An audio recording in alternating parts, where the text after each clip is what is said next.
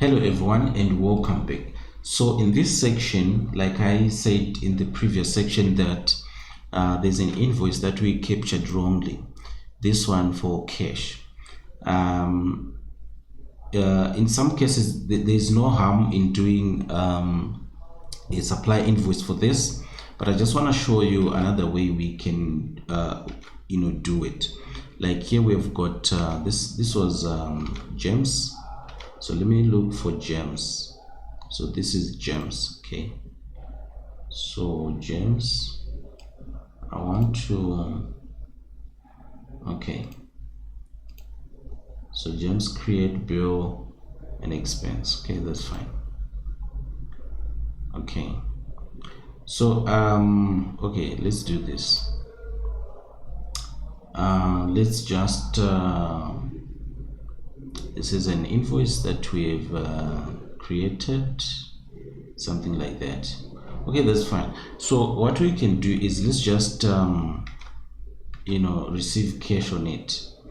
That's not a problem. So let's say make a payment.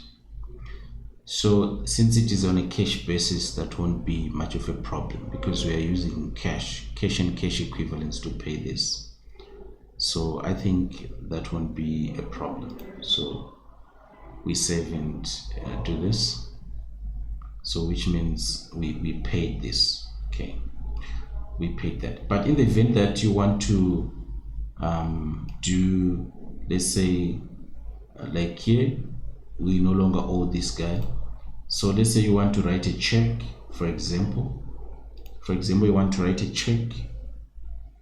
It's sort of a cash payment. Okay, so you just record your stuff here and you close this, you open the item and you're done. Nothing fancy or what. Okay, so that's it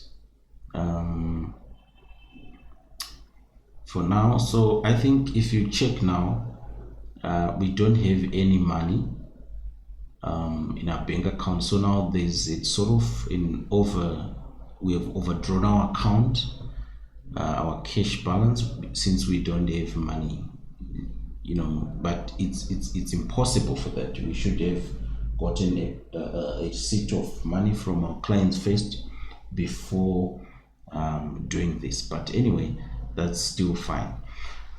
This is just for the purposes of learning. Okay, but under normal circumstances you can't pay for stuff if you don't have cash. Okay, that's bad accounting. So here, for example, if I can come here to the dashboard, you will see a negative because we don't have that money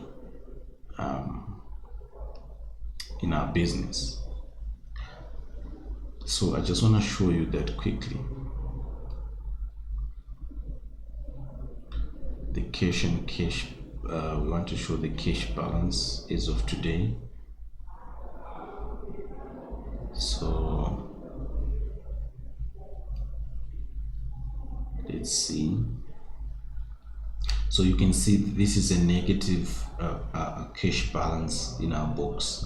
Okay, which doesn't happen that way, that we pay stuff with negative balance. Okay, so I think that's fine. So in the next section we're going to look at how to enter